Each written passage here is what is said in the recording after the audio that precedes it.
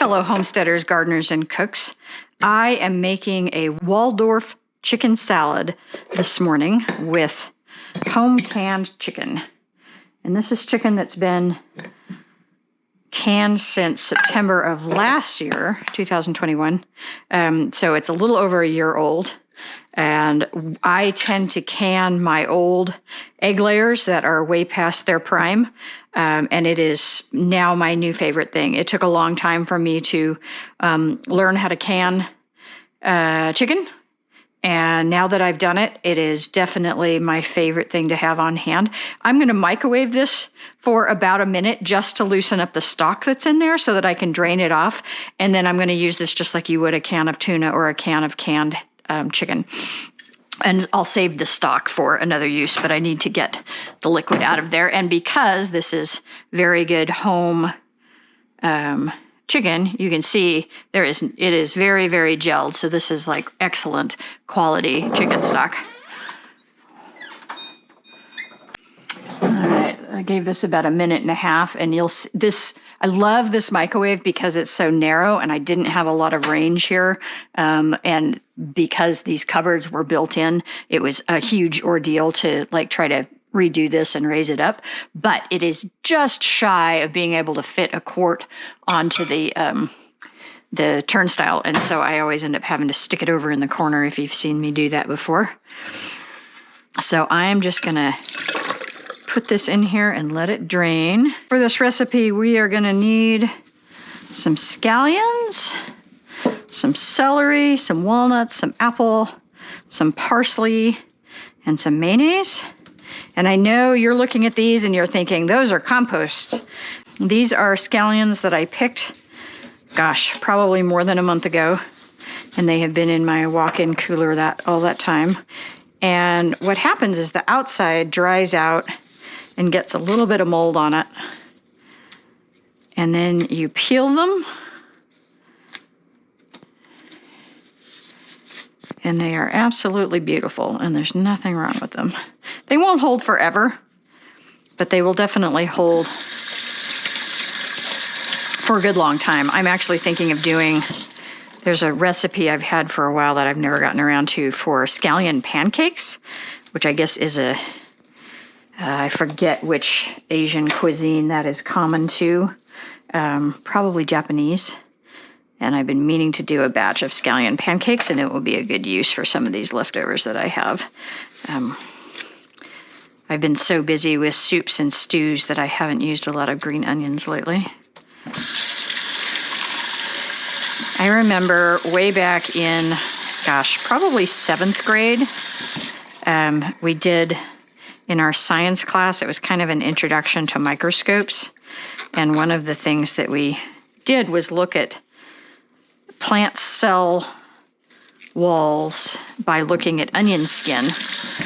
And we had to take an onion and peel it and then get down to the tiny little single layer skin that is kind of between the big pieces of layer in between the rings.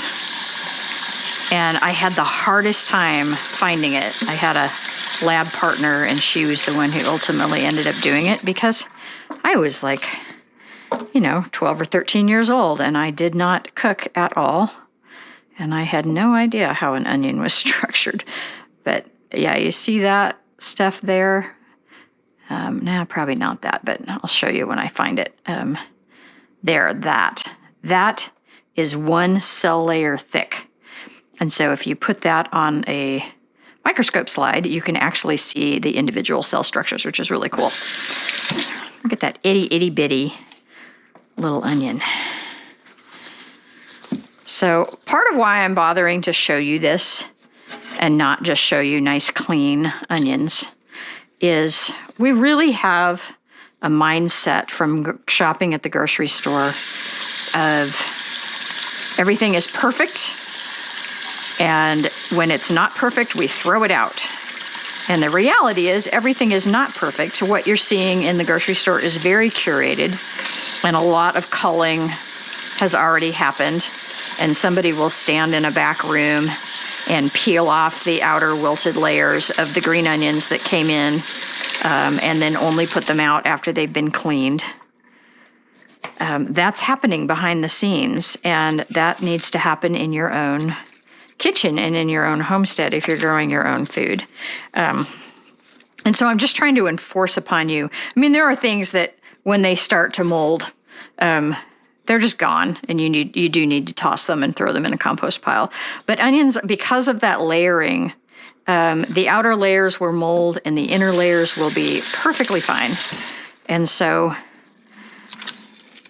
just know that you can get a lot more use out of a lot of your vegetables than you might realize simply by cutting off the bad bits. All right, last one. And these were quite large when I pulled them.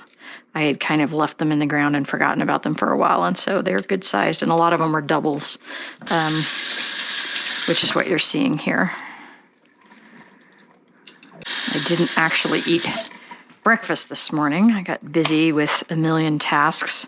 I'm getting ready to go to a conference on Thursday, and so I'm going to be out of town, and so inevitably I have about 100,000 things that I need to do before I go out of town, because that's farm life for sure. And it's honestly, it's life, period. It's going to be the same regardless of whether you're just dealing with normal household stuff. But yeah, so a lot of taking care of things before I go, and I've got some new products that I've been trying to get up on my website for a while, and so a lot of that is happening, and so I've been taking photographs of things, and then I have 2 different websites that I list on my own, and then also a food hub that I sell through, and so it's, I've got to like take the photo, edit the photo, and then get the photo up on my website, and then also the food hub website, and then when it has to be approved for listing on the Food Hub website. And so then I have to remember to go back and actually activate it once it's listed and approved and put the number that I have available. So it's a multi-step process. It's kind of fussy, and so it's a lot of moving parts. It can take a while to get it all set up right. I have a rule that my sink is not clean until the food is out of the strainer, and I am gobsmacked at how many people just will clean the entire kitchen and then leave food to slowly rot in the strainer. It makes me a little bit crazy. So yeah, strainer's got to be cleaned. Okay, enough of that. So this is good.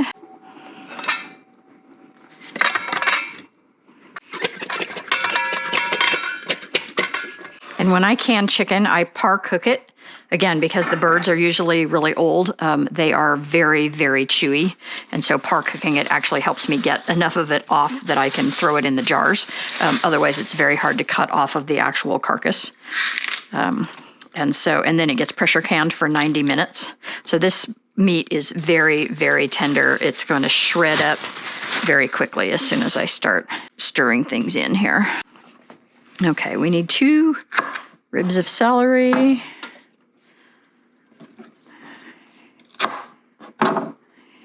These are not the most perfect celery ribs, but they're still good enough to use. It has taken me years and years and years to get to where I can eat raw celery in anything. I'm still not a big fan of it. And it took a long time before I would even eat it cooked in soups and things. But my one rule, if I'm going to put it in something like this, is it has to be very, very fine. Like, I do not want a big chunk of celery because it is still most definitely not my favorite vegetable. And those of you who are eating peanut butter and celery, good on you, but so not me. I have weirdly really come to enjoy the smell of celery. I don't know what that's about, but I do love the scent of it.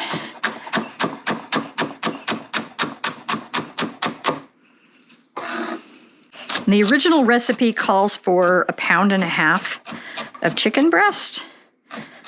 And that's probably about what I have by the time it's drained in a 2-quart container. A pint is a pound and a quart is 2 pints. And so theoretically it's 2 pounds, but I've drained off, you know, at least a cup of liquid, so, which is an 8 ounce. So we're going to assume that I'm pretty close here to what I need. Okay. 2 stalks celery, 1 apple, medium dice. Oh, you know what? I should get my walnuts toasting. Let's do that first. Recipe calls for 6 tablespoons of walnuts, which is about 1/3 of a cup, give or take. I'm not going to worry about it too much, and I am just going to use my toaster oven to toast those up. If you guys have been watching me for a while, you know that toasting walnuts in my toaster oven, or toasting any nuts in my toaster oven, is one of my favorite kitchen hacks. And I actually do have fresh walnuts from the farm this year. We have a couple of walnut trees, English walnut trees. But I grew up in California where the English walnuts were super easy to shell. And for whatever reason, I don't know if it's the variety or if it's a soil and growing issue, growing conditions issue, but our walnuts here in Southeast Washington, at least the ones on my property, are not easy to shell. And so for the first couple of years, I was super excited about having walnut trees, and I would go out and pick them up in the fall. And then I realized, oh my God, like it's taking me forever to get a cup of walnuts. Even though I have a pretty good sheller, but the shell is really hard, and so they tend to come out in small pieces instead of coming out in like nice halves or big chunks, which is what I was used to in California. And so for a couple of years, I actually just literally quit picking them up, much to the just delight of every squirrel in the neighborhood. And so we ended up probably helping explode the squirrel population, which has been a problem for other reasons. But this year I decided that I would pick them up again. We had not a huge crop, but a decent crop. And I've decided that just with all the food insecurity issues and inflation and everything else, that it was probably good to have a couple of buckets of walnuts. And my experience is as long as you leave them in the shell, they store incredibly well and for a very long time. I've eaten walnuts out of the shell that were 2 years old, that were just sitting in my pantry in my garage, and they were fine. They weren't rancid at all. Once they've been shelled, I think they go rancid pretty quickly. But yeah, they are just completely fine when they're stored in the shell. There must be something in the shell itself that helps that, which is really kind of cool. Same for hazelnuts. I also have hazelnut trees, and my hazelnuts, I just ate the last of some that I had brought in from the previous year, and they've been sitting literally on my coffee table in my living room, where I sit and watch TV and sometimes eat nuts, and we kind of just ignored them for a long time. And I ate some the other day, and they were over 1 year old, and they were 100% fine. So yeah, there's something about the nut shell. Maybe it seals out air, or maybe it's just got some natural tannins in it that help prevent rancidity. I'm not really sure. But yeah, as long as they're in the shell, they can last a very long time. So 2 scallions going into this. And I kind of hedged because some of those were smaller, and so it was a little more than 2. I'm saving these for the dogs. My dogs love apple cores. And then I need just a couple tablespoons of fresh parsley. I might put a little extra in there just because I have a lot of it. We've had one very small frost where it got down to 30, and parsley can take a little bit of a frost without a ton of damage. But we're going to be below freezing tonight, and then further below freezing the following couple of nights. And so the inevitable dying off of the parsley is going to happen. They actually are biannual, and so it won't die, the root won't die, but next year when it sprouts, it will immediately send up a flower stalk. And you can get a few leaves off of it in the early spring before it does that. But generally, you want to plant parsley every year. And I always have one that I've purposely let go to seed because I like perpetuating the seed source. And so I have one that I leave and let it go to seed, and then I start new ones. And honestly, I haven't bought parsley seed in years and years. I've just been working off of parsley seed that I've saved from my parsley going to seed every year. It's probably very edible as well. They're related to, it's kind of in the same family as celery. And I imagine you could use parsley seed similar to how you use celery seed if you really wanted to. I also grow a variety of celery called cutting celery or Chinese celery. And it's more like an herb and less like a big, huge celery plant. And it actually, when it goes to seed, that's absolutely celery seed that you can use to make your own celery salt and celery seasoning. So that's pretty fun. And I've done that as well. They're surprisingly hardy, and so they've started to kind of reseed. I have an area that they grow, and I just let them do their thing. So this only called for a couple tablespoons. That's probably more like a quarter cup, but not going to hurt anything. This is lemon juice from one small lemon. This is not a particularly small lemon. We butchered really old turkeys yesterday. A long overdue project. I did not want to feed those really old turkeys through the winter. They were way too old to eat, at least fresh, roasted. And so we cut all of the meat off of the legs, thighs, and breast. And then I ground it and turned it into a turkey sausage. The recipe is called Provençal. I'm probably not saying that right. And basically it's ground turkey with lots of fresh herbs and garlic. And it's a recipe by Hank Shaw that I think his original recipe is pheasant. And then we put in order, because the turkey meat is so incredibly lean, we put in some ground bacon to help give it a little bit more fat and a little more flavor. And so it's a very good farmhouse sausage that I'm super excited about. And we got that whole project done yesterday. We butchered 5 quite old birds. One who is, I think, 4, big old Tom. And I don't know what he weighed, but I'm sure it was at least 30 pounds before he was butchered. And so, yeah, good use for old turkey meat that was going to be way too tough to do anything with it in terms of sandwiches or anything. I could have also pressure canned it, but I am also going to be butchering chicken here in the next couple weeks. Same thing, butchering some of the old birds and restocking my canned chicken that we're using in this recipe. And so I've got a bunch more canned chicken meat coming, and I didn't really want to pull out the pressure canner to do the turkey. We need to get our walnuts. I'm just going to run my knife through these to chop them into smaller pieces. So these are organic walnuts from the bulk section of the grocery store, not my own. But maybe we'll do a video with doing something fun with my own walnuts at some point. I do really like walnuts in things. I don't do well with them just eating out of hand. I'm kind of mildly allergic to them, and so they inevitably will give me a canker in my mouth almost immediately if I eat them just plain like this. But once they're mixed in, they're fine. And now we need some mayo. And I need about 3/4 of a cup, and I'm just gonna kind of eyeball it. It says 3/4 to a full cup. I am very much a mayonnaise girl, but mayonnaise is also quite caloric, and so I try to err on the lighter side rather than the heavier side when I do this kind of thing. It looks like we need a little bit more than that.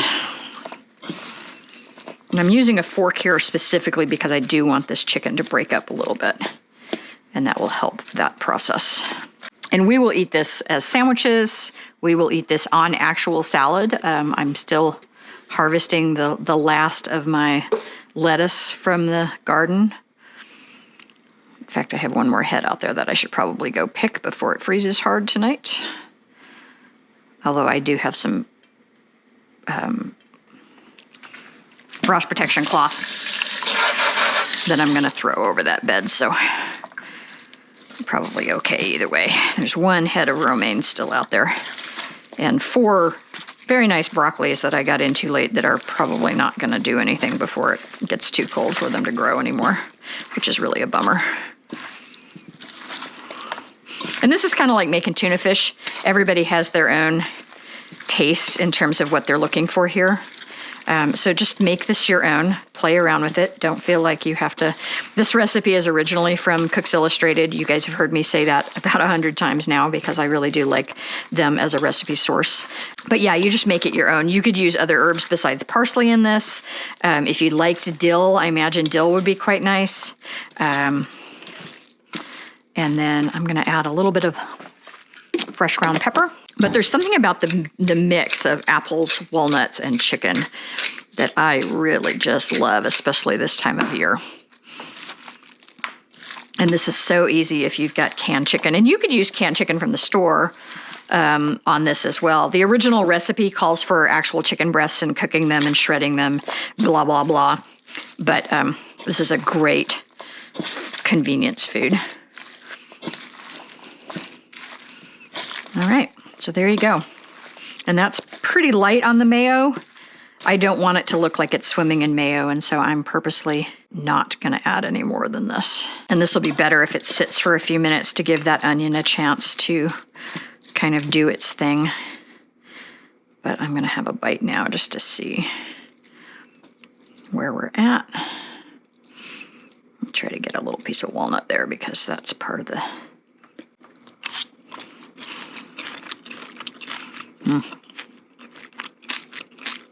So good, you guys.